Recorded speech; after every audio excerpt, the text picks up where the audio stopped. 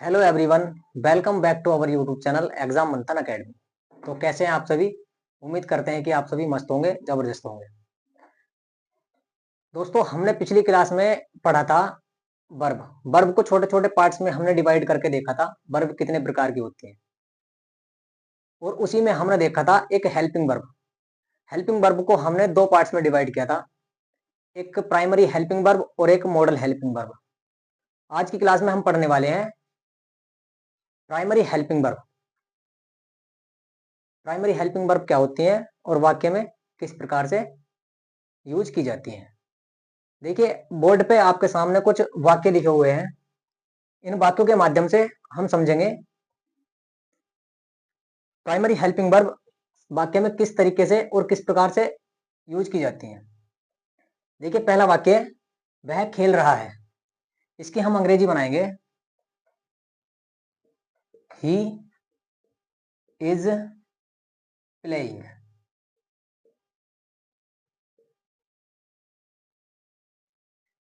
दूसरा वाक्य देखिए, वे जा चुके हैं। They have gone. तीसरे वाक्य में लिखा हुआ है, मेरे पास एक कार है। और ओब्लिक करके मैंने एक वाक्य लिखा हुआ है आगे, मैं एक कार रखता हूं।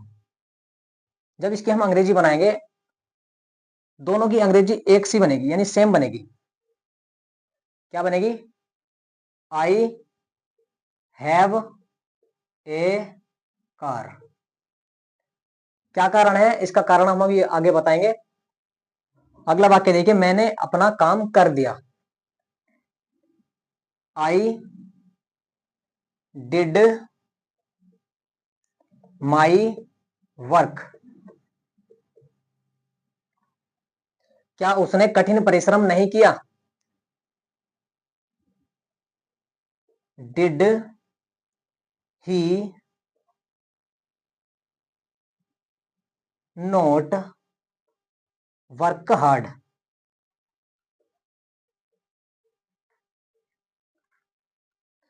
लास्ट वाक्य देखिए, क्या वह कठिन परिश्रम करता है?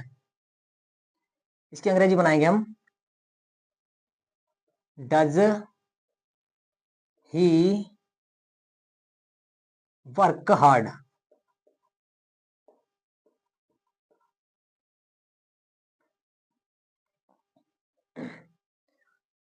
देखिए, पहले वाक्य में हमने यहां हेल्पिंग वर्ब इज का यूज किया गया है। ये हेल्पिंग वर्ब है। कैसे हेल्पिंग वर्ब है? क्योंकि आगे हमने दे रखा है प्लेइंग। प्लेइंग ये मेन वर्ब होती है और हेल्पिंग वर्ब का यूज मेन वर्ब की सहायता करने के लिए किया जाता है।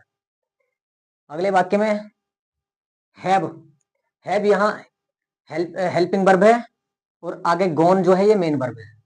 यहाँ इसका यूज मेन वर्ब की हेल्प करने के लिए किया गया है। अगले वाक्य में देखिए, मेरे पास एक कार है। मैं एक कार रखता हूं।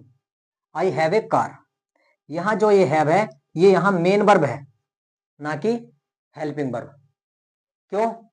क्योंकि आप देखिए, इसके आगे ना तो कोई मेन वर्ब है, क्योंकि वाक्य में हेल्पिंग वर्ब आती है तो मेन वर्ब की हेल्प करने के लिए।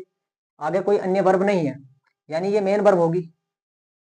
हमने पिछली क्लास में ये भी बताया था कि कभी भी मेन वर्ब अकेली आ सकती है, हेल्पिंग वर्ब कभी अकेली नहीं आती। तो ये हेल्पिंग वर्ब तो है नहीं, मेन वर्ब है। अगले वाक्य में देखिए, आई डिड माई वर्क।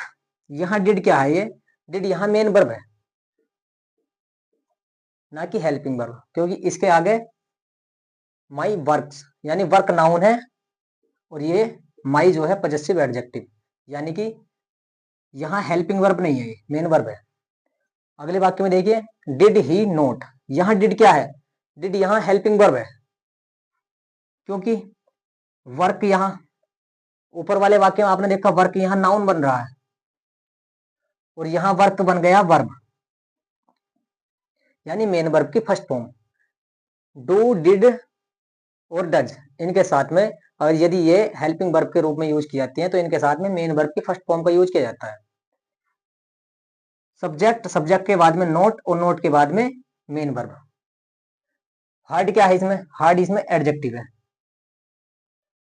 अगला वाक्य देखिए, डज ही वर्क हार्ड। यहाँ डज हुआ है यूज, ये भी हेल्पिंग वर्ब है, ये प्रेजेंट इंडेफिनिट में यूज होता है, ये पास्ट इंडेफिनिट में, यानी यहाँ डज हेल्पिंग वर्ब है, वर्क यहाँ मेन वर्ब की फर्स्ट फॉर्म, ये हेल्पिंग वर्ब, ये एडजेक्टिव। अब ये हो क्यों रहा है, helping verb, primary helping verb का भी कार्य कर रही है और मेन वर्ब का भी। चलिए अगली स्लाइड के माध्यम से हम देखते हैं। देखिए हेल्पिंग वर्ब को हम 3 पार्ट्स में डिवाइड करते हैं। पहली वर्ब होती है हमारी बी वर्ब, एक होती है डू वर्ब और एक होती है हैव वर्ब।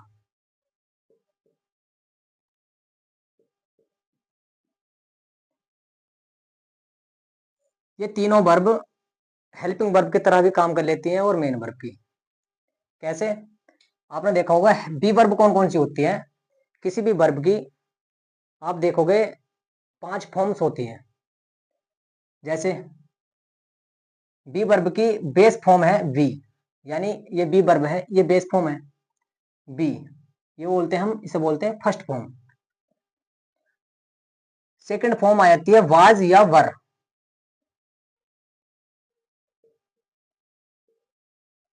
ये होती है सेकंड फॉर्म। थर्ड फॉर्म क्या होती है, थर्ड फॉर्म होती है बीन, और फोर्थ फॉर्म क्या होती है बीइंग। आईएनजी वाली फॉर्म जो होती है उसे फोर्थ फॉर्म कहा जाता है। और फिफ्थ फॉर्म क्या होती है, is, am are, is am are.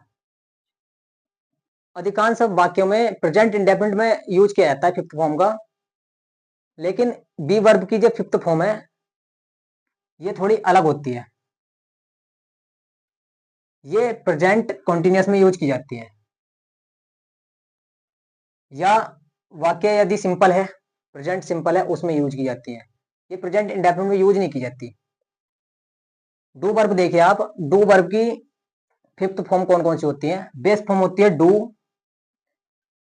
Second form होती है डिड, और थर्ड फॉर्म होती है डन, फोर्थ फॉर्म होती है इसकी डूइंग, फिफ्थ फॉर्म होती है इसकी डज। हैव वर्ब क्या होती है, इसकी बेस फॉर्म होती है हैव, सेकंड फॉर्म होती है इसकी हैड, और थर्ड फॉर्म भी होती है इसकी हैड। फोर्थ फॉर्म क्या होगी इसकी हैविंग, और फिफ्थ फॉर्म होती है इसकी हैज। अब यदि ये 5 फॉर्म्स आपके सामने लिखी हुई है तो ये मेन वर्ब के रूप में यूज हो रही होंगी। वो कैसे, आपने पिछले वाक्य में देखा है, पहला वाक्य आपके सामने था वह खेल रहा है, तो वहां पे हमने बनाया था ही इज प्लेइंग, उसमें जो इज था ये हेल्पिंग वर्ब की तरह कार्य कर रहा था। दूसरे वाक्य में आपने देखा, एक वाक्य था इसमें मेरे पास एक कार है या मैं एक कार रखता हूं। मेन वर्ब की फर्स्ट फॉर्म क्या होती है, किसी भी बी वर्ब हो या डू वर्ब हो या हैव वर्ब हो, ये बेस फॉर्म होती है, लेकिन ये प्लूरल होती हैं, इनको प्लूरल माना जाता है और प्लूरल सब्जेक्ट के साथ में ही यूज की जाती है। और जो फिफ्थ फॉर्म होती है ये सिंगुलर मानी जाती है और सिंगुलर सब्जेक्ट के साथ में यूज की जाती है। जैसे हमने लिखा था मेरे पास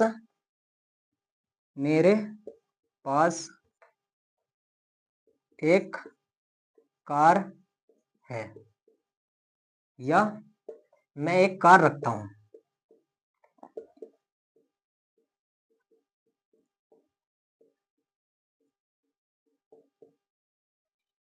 हमने इसकी अंग्रेजी कैसे बनाई थी, आई हैव ए कार।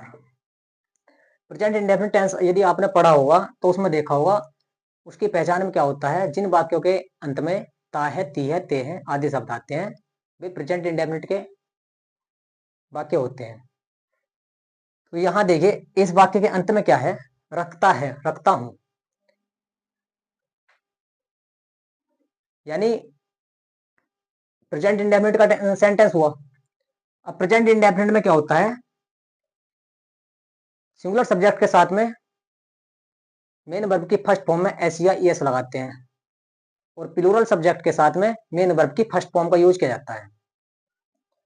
जैसे मैं एक कार रखता हूं, यहां मेन वर्ब की फर्स्ट फॉर्म है, क्योंकि आई को हम प्लूरल मानते हैं, आई के साथ में प्लूरल ही वर्ब यूज की जाएगी। Have, I have a car, मैं एक कार रखता हूं। और एक वाक्य था हमारे पास, मैंने अपना कार्य कर लिया, कर दिया, यानी मैंने अपना काम कर दिया। तो उसमें हमने बनाया था आई डिड माई वर्क।